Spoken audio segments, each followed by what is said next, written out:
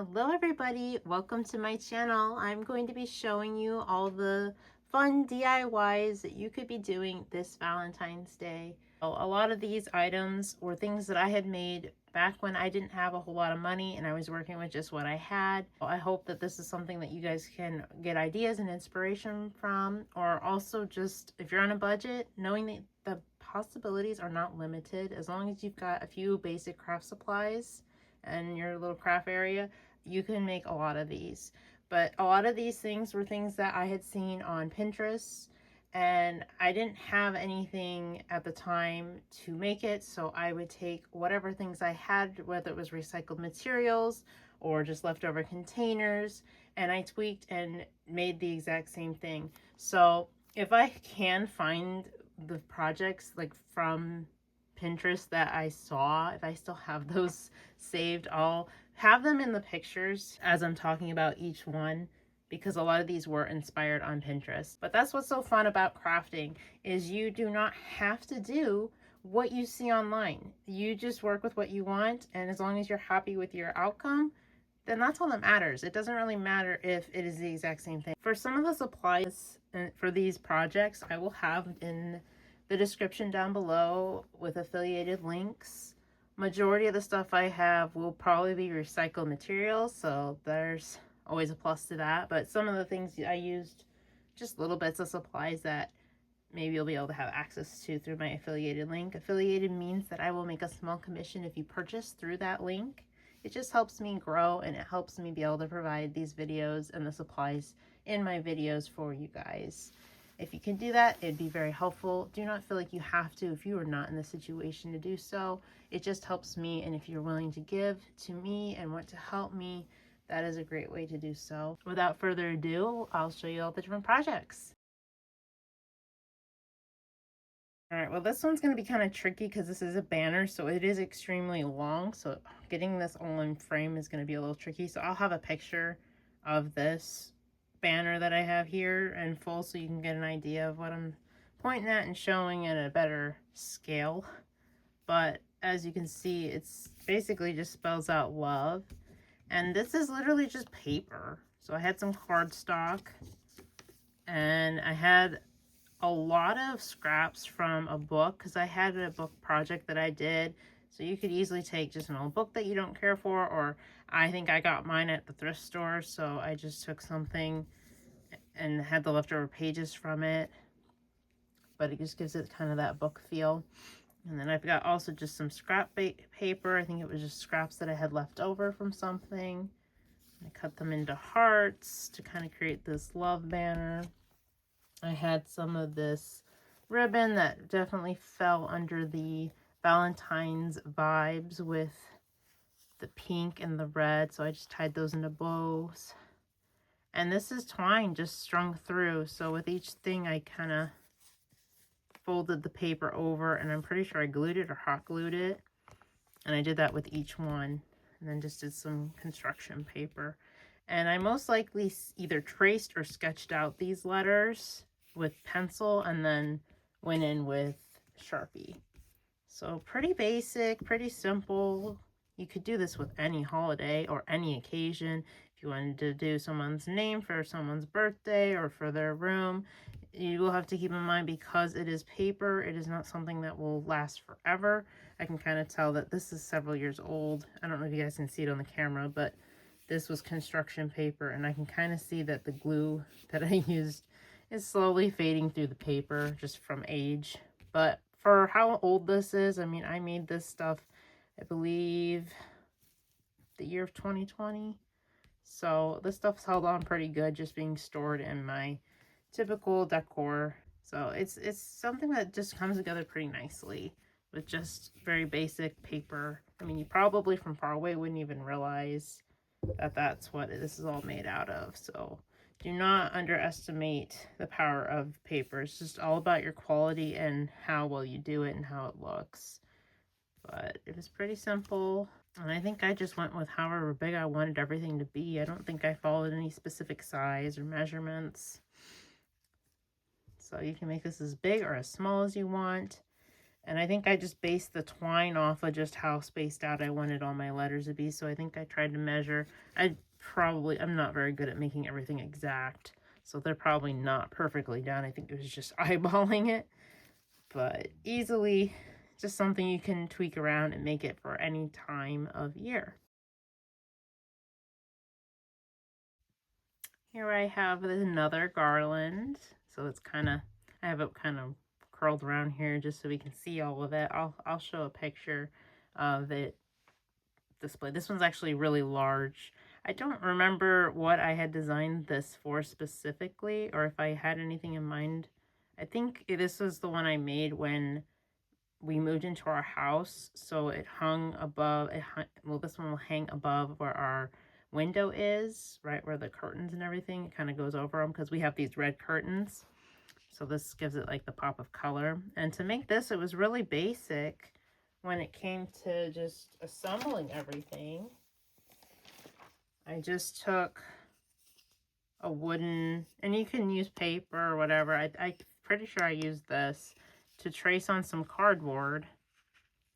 So I used some pretty thick cardboard that I could use. I mean, it's still flimsy, so you do have to keep that in mind. But if you happen to be able to get a hold of a whole bunch of these, you could just use these in general and wrap it with the different threads. So this is just crochet thread, and then this is just regular twine. And I just wrapped it as many times as I possibly could until you can't see the cardboard. With this one, it kind of blends in a little better, so you can kind of see the cardboard a little bit. But from where I'm hanging it up, it's far enough away that you're not like looking right at it, so you can't really see it. But I had a whole bunch of crochet thread. I don't really use the very fine thread like this, so this was a perfect way to use it up. And I just picked a bunch of different colors and just kind of put them throughout. These are just hot glued on the back. I use a really strong hot glue, so then it made it stick. And then of course where my end is also, so I did that with each of them, I believe, or just to make sure that it wasn't going to go anywhere when it was hung up. And again, I've been storing this for quite a while, and these are not going anywhere. They can hold quite a bit of weight because of the hot glue I used. I used Gorilla Strong hot glue, and it works great for crafts like this. All right, with this next one, like I said, I was using whatever I had. So these are little signs that I made literally out of cardboard.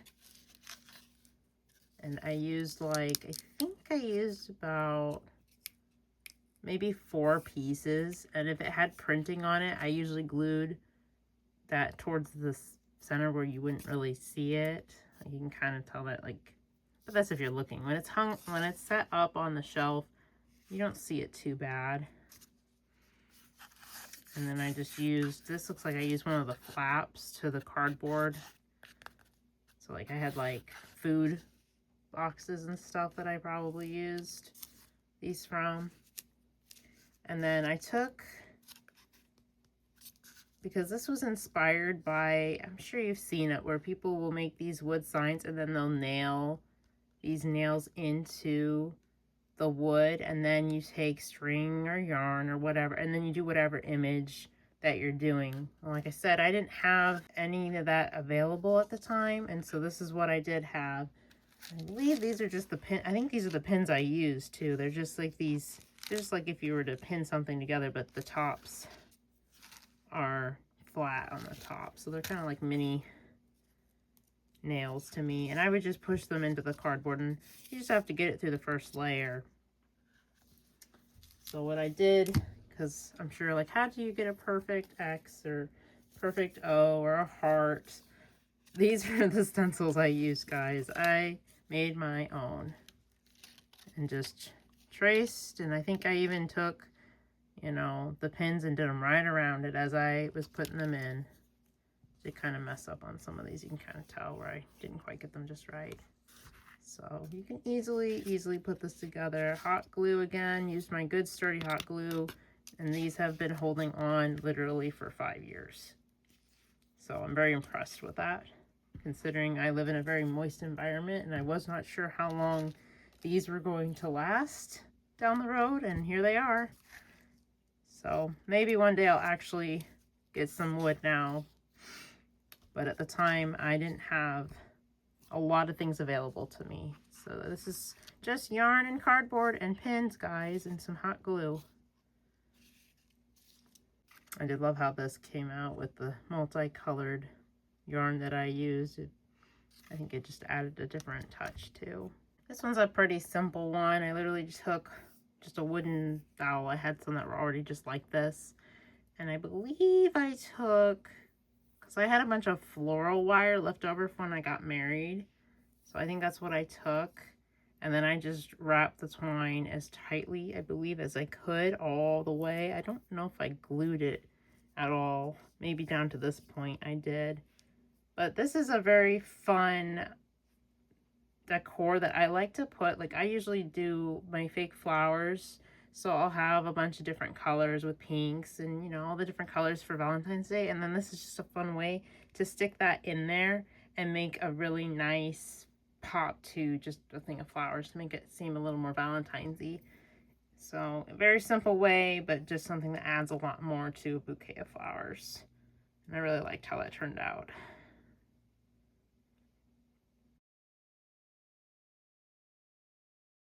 And this is a potion bottle. I got a nice wired ribbon, so when I store it and it gets mushed, I can just fluff it back up. So don't underestimate those wired ribbons. It's very helpful with these types of situations where you can kind of play around with it. So this is just an old Frank's buffalo sauce bottle. You can even still see the Frank's on it. And so I just painted it with acrylic paint, a couple coats, I'm sure. And then I ended up Mod Podging it, which I'm really surprised because typically when I Mod Podge, so maybe it's possible I even used Elmer's glue. I had a giant jug of it left over from a bunch of projects. So maybe that's what I used, because it's not, usually when I use Mod Podge, it's extremely sticky. And this one's not really sticky. So maybe it was Elmer's glue that I used, because sometimes I would mix the two or use whatever I had.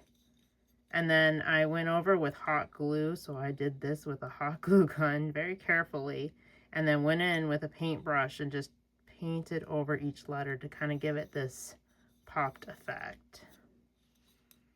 And then I did paint the lid too, because the lid is originally orange, so it does have the painted lid. And my husband had suggested when I made this to add the number 9. I don't know what that actually means. I know that a lot of people put that on the love potions, so it's probably a reference I'm not familiar with, but it goes with it. It's great. And this has held up again as well pretty long time. I think this is one of the first things I've made, so this is about 5 years old going on now. With some twine and ribbon and just a simple bottle. Yeah, this is the paint. I'm sure you guys can tell a little bit. This was the original color. So I think adding the Elmer's glue or whatever glue I did, it did change the color a little bit where it was a lighter. Unless I mixed colors, that's very possible too. I don't know. I assume. maybe it was on my part, but so don't underestimate those bottles. You can paint them and make them look really nice. Mine's a little on the rough side because this was one of the first things I painted like this, and it was a long time ago. But I think it gives it some character. It gives it some roughness personally. So that's the fun thing about it. So here I have a clothespin wreath, and this was completely improv off of something I saw on Pinterest, where someone did take this very same concept, and it was probably a Valentine's Day one too, if I remember correctly. And what they did though is they used little strips, so I guess they cut all these strips to match up the clothespin and just glued them on. But I didn't have any scrapbooking paper of that sort at the time, so what I did is I just went and painted every single one of these. So I painted them a solid color. I figured out how I was going to have them and what color scheme, and so I figured out what colors I had and how to do the pattern. So it looks like I do like white, this hot pink, this darker pink and this lighter pink and then a red and then repeat. And then I think I just decided what patterns I was going to do. Some I left plain, some I added stuff to. And I think she used an actual reef, like a wired reef like you can get at Dollar Tree. Like I said, I didn't have that available to me at the time. And so I believe I just used like an embroidery wooden hoop. So I just took one of them and then that's what I attached these to. And then the center is a heart, kind of like those heart garlands that I did. I could have done this a little better because it is a little on the rougher side with seeing the cardboard through it. But I think I just was a bit impatient with this one after doing so much, because thankfully that's not the front. If you are planning on doing something like this, I would strongly encourage maybe choosing just straight cardboard with no color. So try doing it where it's brown because it's a little less noticeable and not as drastic. But this is also a 2-in-1. So while this side is Valentine's Day, I did set this up so that it is also St. Patrick's Day. So I did it all St. Patrick's Day colors. So it was pretty involved on the planning when it came to what colors I was going to do for what. So I did use white. I'm going to remove this little clip here. So I have since this isn't St. Patrick's Day, I'm not going to focus on it too much. But this does remove, and I have a shamrock that will replace and go on the other side when I do this. And like I said, it's one of those hoops. But I made it so that the white ones, so on this side, as you can see, are the same. So I just did them all solid.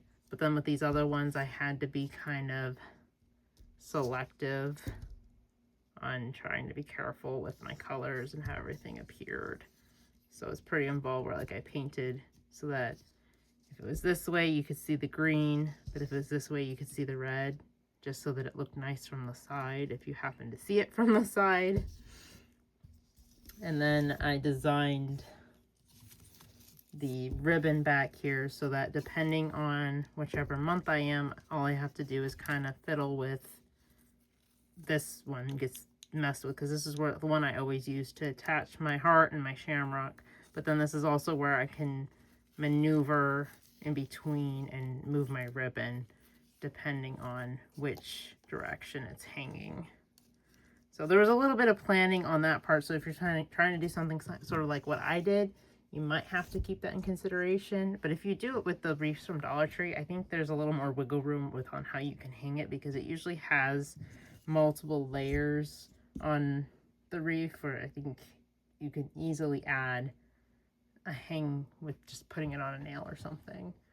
But yeah, so you can have fun with this if you want to do what I did and paint each of your own little designs, or you can just do it with the scrapbooking where you just have to cut it out. I kind of think this, even though this seems tedious, is actually a lot easier, because cutting out little pieces of paper and trying to get the measurements and stuff, because I used 71 clothespins, so doing that 71 times seems a little involved to me, but I kind of liked how this turned out, and I actually think this turned out a lot better. So that's up to you guys on if you're going to do this, on what you think is best and better. But I think this actually was a lot easier, because you just paint a solid color and then I could just go back in and do little designs if I wanted to. So up to you guys. Thank you all for watching. I hope that you guys were inspired on making your own DIYs for Valentine's Day, and that this didn't limit you on not having enough money to make something, that you could still take anything from around your house or leftovers and recycle materials with no problem, and still being able to turn it into something Valentine's or holiday related. If you enjoyed this video, give it a thumbs up. And if you want to see all of my future videos and you don't want to miss out on all the different things that I have coming, make sure you hit that subscribe button and the little bell icon next to it to turn on notifications so that you know when I post another video. Keep creating beautiful things. Until next time, everyone. Bye.